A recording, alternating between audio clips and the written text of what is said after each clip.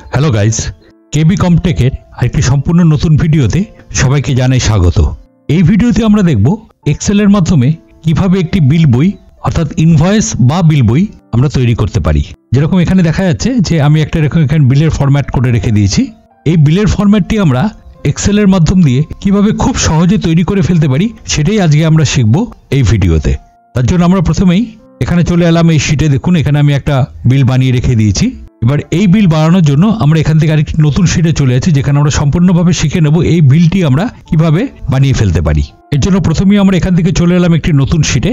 এবার এখান থেকে আমরা প্রথমে এ থেকে আপ টু জি অবধি এই 7টি কলাম নিয়ে আমি এই বিলটিকে তৈরি করতে চাইছি। তাহলে 7টি কলামকে আমি সিলেক্ট করলাম, এখান থেকে আমরা করে দিলাম মার্জ এন্ড সেন্টার এবং প্রথমে আমরা উপরে একদম হেডিংটা লিখে নেব, অর্থাৎ যে কোনো কোম্পানির নাম হোক বা এন্টারপ্রাইজের নাম হোক সেটি আমরা এখানটায় টাইপ করে নেব। যেরকম এক্ষেত্রে আমরা করে নিলাম। এবার এটিকে আমরা বোল্ড করে দিলাম, সাইজটিকে একটু বড় করে দিলাম, এখান থেকে স্টাইলটিকে একটু চেঞ্জ করে দিলাম। তাহলে এখানে আমার সঠিকভাবে একটি হেডিং তৈরি হয়ে গেল। এবার পরের আবার এখান থেকে এই 7টি কলামকে আবার সিলেক্ট করলাম, পরের রোতে করে আবার এখানে করে দিলাম মার্জ এন্ড সেন্টার। এখানে আমরা ঠিকানাটি লিখে দেব। আর পরের আবার এটিকে সিলেক্ট করলাম, এখান থেকে আবার করে দিলাম মার্জ এন্ড সেন্টার। এখানটা আমরা ফোন নাম্বার, ইমেল আইডি যেগুলো থাকবে কোম্পানি সেটি আমরা এখানটা টাইপ করে দিলাম। এবার এটিকেও আমরা এখানে বোল্ড করে দিলাম, সাইজটিকে 12 করে দিলাম, এখান থেকে লেখা স্টাইলটিকে একটু চেঞ্জ করে দিলাম।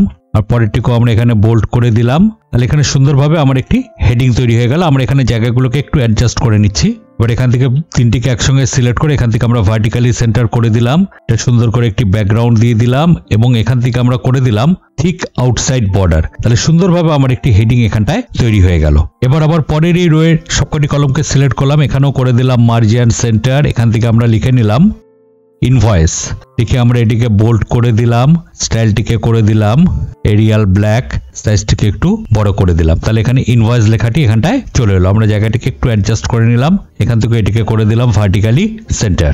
এবার আমরা পরে যে রোটি আছে সেখানে আমরা এই দুটি কলামকে সিলেক্ট করলাম, এটিকে মার্জ এন্ড সেন্টার করে দিলাম। এখান থেকে এটিকে চেপে রেখে নিচেরটিকেও নিয়ে নিলাম। এখানে আমরা কাস্টমার নেম আর ইনভয়েস ডেটটি লিখবো। তার জন্য আমরা এখানটা টাইপ করে দিলাম কাস্টমারস নেম, এখানটা লিখে দিলাম ইনভয়েস ডেট।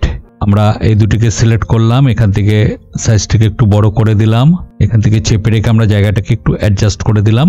আর এখান থেকে আমরা ভার্টিক্যালি সেন্টার এটিকে লেফট জাস্টিফাই করে দিলাম। এবার এই পাশের এই যে 3টি কলাম আছে, 3টি কলামকে আমরা একসঙ্গে সিলেক্ট করলাম, করে এখান থেকে করে দিলাম মার্জ এন্ড সেন্টার। এখান থেকে চেপে রেখে নিচের দিকে টেনে দিলাম, এই জায়গাটিকে আমরা একটু অ্যাডজাস্ট করে দিলাম।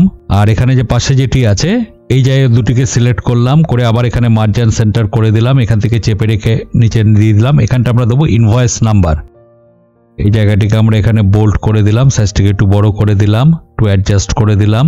তাহলে এখানে সুন্দরভাবে কাস্টমার নেম, এখানে ইনভয়েস ডেট, আমরা জায়গাগুলোকে আরেকটু অ্যাডজাস্ট করে নিচ্ছি, বড় করে নিচ্ছি স্লাইড। এখান থেকে আমরা এই পুরো জায়গাটিকে সিলেক্ট করলাম, এখান থেকে আমরা ভার্টিক্যালি সেন্টার করে দিলাম যাতে সবকটি সেন্টারে থাকে ভার্টিক্যালি। এবার এখান থেকে আমরা কাস্টমারের নামটি লিখে নিচ্ছি, টাইপ করে নিচ্ছি। এটিকেও আমরা এখান থেকে লেফট অ্যালাইনমেন্ট করে দিলাম, আর এখান থেকেও এটিকেও লেফট অ্যালাইনমেন্ট করে দিলাম, আর এখানটা লিখে দিলাম ডেটটি, আর এখান থেকে আমরা ইনভয়েস নাম্বারটি দিয়ে দিলাম, দিয়ে আমরা এটিকে একটু বোল্ড করে দিলাম। এবার এই পুরো জায়গাটিকে প্রথমে সিলেক্ট করলাম, করে এখান থেকে গেলাম, গিয়ে এখান থেকে বলে দিলাম অল বর্ডার্স, করার পর আবার এটিতে ক্লিক করে আমরা এখান থেকে পাশ দিয়ে বলে দিলাম থিক আউটসাইড বর্ডার। তাহলে সুন্দরভাবে আমার এখানে হেডিং, এখানে উপরে ইনভয়েস, আর এখানে কাস্টমার নাম, ইনভয়েস ডেট এবং ইনভয়েস নাম্বার, এই জায়গাটি আমার তৈরি হয়ে গেল। এবার আমরা এখানে একটি রো ছেড়ে তার পরের রোতে আমরা এখানটা লিখে দিলাম সিরিয়াল নাম্বার। এবার এখান থেকে আমরা এই 3টে কলামকে একসঙ্গে সিলেক্ট করে আমরা এখান থেকে করে দিলাম মার্জ এন্ড সেন্টার। এখানটা লিখে দিলাম ডেসক্রিপশন অফ গুডস, পাশেরটিতে লিখে দিলাম প্রাইস, কোয়ান্টিটি, অ্যামাউন্ট। এবার এই পুরো জায়গাটিকে সিলেক্ট করলাম, এটিকে বোল্ড করে দিলাম, সাইজটিকে 12 করে দিলাম, এখানে জায়গাটিকে একটু বড় করে দিলাম, এখান থেকে করে দিলাম হরিজন্টালি সেন্টার আর ভার্টিক্যালি সেন্টার। আর এখান থেকে আমরা জায়গাগুলোকে একটু অ্যাডজাস্ট করে নিচ্ছি আমাদের সুবিধা মতন। এমনভাবে অ্যাডজাস্ট করতে হবে যাতে এখান থেকে দেখবেন যে জিরি দাগটা আছে, অর্থাৎ এটি হল আমার প্রিন্ট প্রিভিউ, যাতে পাতার বাইরে জিনিসটি না চলে যায়। এবার এখান থেকে আমরা আবার এই পরের লাইনটিকে সিলেক্ট করলাম, এখান থেকে আমরা করে দিলাম মার্জ এন্ড সেন্টার, করে এখান থেকে আপ টু আপনার যত দূর অবধি দরকার সে অবধি আমি এটিকে ড্র্যাগ করে টেনে দিলাম। মনে করা যাক এই অবধি দরকার, তাহলে আমি এই প্রত্যেকটাকে মার্জ এন্ড সেন্টার করে নিচ অবধি টেনে দিলাম। এবার এখান থেকে আমরা এই সিরিয়াল নাম্বার থেকে আপ টু যে অবধি আমি জায়গা নিয়েছি সে অবধি সিলেক্ট করলাম, এখান থেকে আমরা করে দিলাম থিক আউটসাইড বর্ডার, পাশেরটুকু আবার এইভাবে সিলেক্ট করলাম, করে থিক আউটসাইড বর্ডার করে দিলাম। প্রত্যেকটিকে আমরা এরকম থিক আউটসাইড বর্ডার করে দিচ্ছি। আর এখান থেকে উপরে হেডিংটিকে সিলেক্ট করে এখান থেকে এটিকে করে দিলাম থিক আউটসাইড বর্ডার। তাহলে সুন্দরভাবে আমার একটি ফরম্যাট এখানটায় তৈরি হয়ে গেল।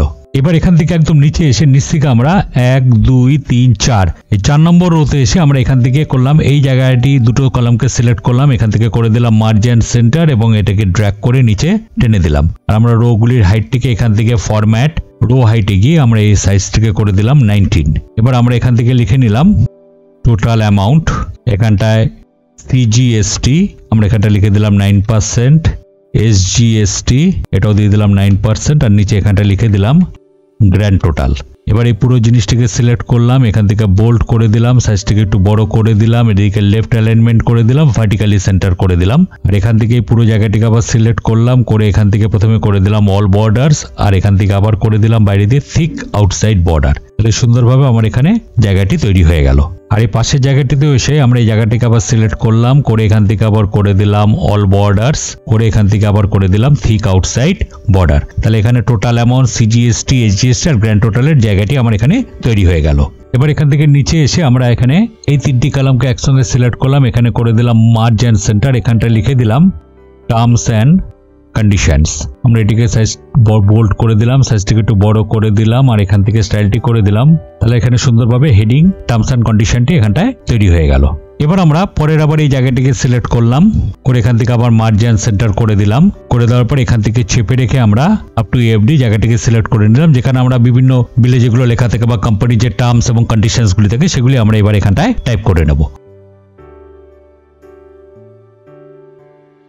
এবার এখান থেকে আমরা এই পুরো জায়গাটিকে আবার সিলেক্ট করলাম, করে এখান থেকে হোমে এসে আমরা এখান থেকে এটিকে করে দিলাম প্রথমে নো বর্ডার, তারপর আবার এখান থেকে ক্লিক করে দিলাম থিক আউটসাইড বর্ডার। তাহলে সুন্দরভাবে আমরা এখানে টার্মস অ্যান্ড কন্ডিশনটিও তৈরি হয়ে গেল। এবার এখান থেকে আমরা পাশের এই তিনটি কলামকে সিলেক্ট করলাম, এটিকে করে দিলাম মার্জ এন্ড সেন্টার, এখানটা আমরা লিখে দেবো অথরাইজ সিগনেচার, অর্থাৎ বিলে যে সিগনেচারটি করা জায়গাটি রাখতে হবে, তার জন্য আমরা এখানটা লিখে দিলাম অথরাইজ সিগনেচার। আমরা এখান থেকে বোল্ড করে দিলাম, স্টাইলটিকে একটু চেঞ্জ করে দিলাম, সুন্দরভাবে তৈরি হয়ে গেল। এবার এখান থেকে আপ টু এই অবধি পুরো জায়গাটিকে সিলেক্ট করে দিলাম, করে এখান থেকে করে দিলাম থিক আউটসাইড বর্ডার। তাহলে এখানে সুন্দরভাবে টার্মস অ্যান্ড কন্ডিশন এবং অথরাইজ সিগনেচারের জায়গাটিও আমার এখানে তৈরি হয়ে গেল। তাহলে এইভাবে আমরা এখানে একটি বিল এখানে তৈরি করলাম। এবার আমরা যদি এখানে কন্ট্রোল F2 প্রেস করি, তাহলে এখানে দেখা যাচ্ছে যে আমার এখানে বিলটি তৈরি হয়ে গেছে, বাট একটু কিরকম একটু ফাঁকা ফাঁকা লাগছে। আমি যদি আরেকটু স্টাইল চেঞ্জ করে দিতে চাই, তার জন্য আমরা কি করলাম, একদম নিচে চলে এলাম, এখান থেকে এই পুরো জায়গাটিকে সিলেক্ট করলাম, করে এখান থেকে একটি ব্যাকগ্রাউন্ড কালার দিয়ে দিলাম, আর এখান থেকেও করে দিলাম থিক আউটসাইড বর্ডার। এবার যদি আমরা কন্ট্রোল F2 করি, তাহলে দেখুন এটি সুন্দরভাবে ফরম্যাট এখানটায় তৈরি হয়ে গেছে। এবার আমরা এখানে যা যা আমাদের প্রোডাক্টস আছে সেগুলি আমরা এখানটায় টাইপ করে নেব। যেরকম আমরা মনে করা যাক এখানটা লিখে নিলাম কিবোর্ড, মাউস, এরকমভাবে যা যা প্রোডাক্ট আছে আমি সবগুলো এখানটায় টাইপ করে নিচ্ছি। আমরা মোটামুটি এই কটা প্রোডাক্ট টাইপ করে নিলাম, আপনারা চাইলে আরও প্রোডাক্ট এখানটায় টাইপ করে নিতে পারেন। এবার আমরা এখানে এই প্রোডাক্টগুলি যা যা প্রাইস আর কোয়ান্টিটি আছে সেগুলি আমরা এখানটায় টাইপ করে নিচ্ছি। যেরকম এখানটা টাইপ করে নিলাম, এরকমভাবে যা যা আছে সবকটি আমরা এখানটায় টাইপ করে নিচ্ছি। একইভাবে আমরা এখানে কোয়ান্টিটিটাও টাইপ করে নিলাম।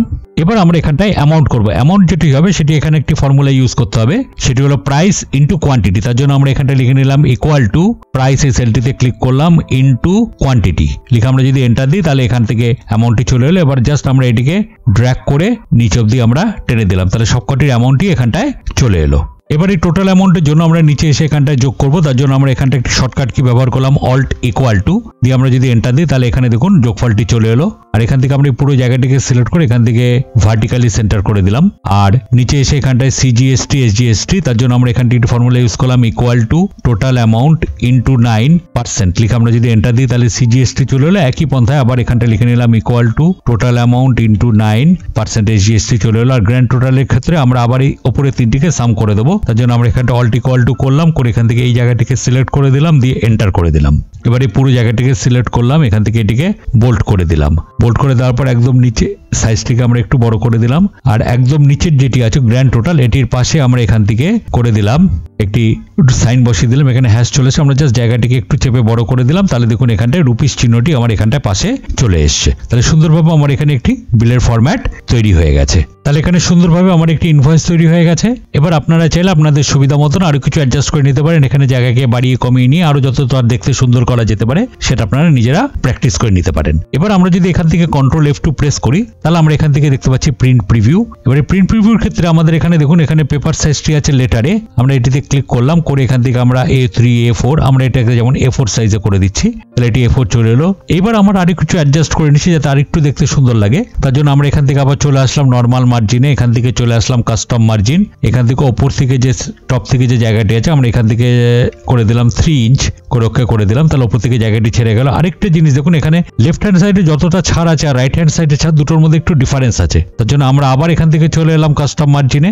এবার এখান থেকে দেখুন সেন্টার অন পেজ, আমরা জাস্ট এখান থেকে হরিজন্টালি সেন্টার করে দিলাম, তাহলে এখানে চওড়াভাবে যে সেন্টারিং হচ্ছে সেটি সেন্টারিং পজিশনে এটি চলে আসবে। ব্যাস, এটা সুন্দরভাবে একটি সেন্টার পজিশনে জিনিসটি চলে এলো। তাহলে এইভাবে আমরা খুব সহজ পদ্ধতিতে আমরা একটি বিল ফরম্যাট বা ইনভয়েস ফরম্যাট আমরা এইভাবে এক্সেল এর মাধ্যমে বানিয়ে নিতে পারি। ভিডিওটি যদি ভালো লেগে থাকে তাহলে অবশ্যই লাইক, শেয়ার এবং সাবস্ক্রাইব করবেন, আর কমেন্ট করে অবশ্যই জানিয়ে দেবেন ভিডিওটি কেমন লাগলো। পরবর্তী ভিডিও খুব তাড়াতাড়ি নিয়ে আসছি, সঙ্গে থাকুন।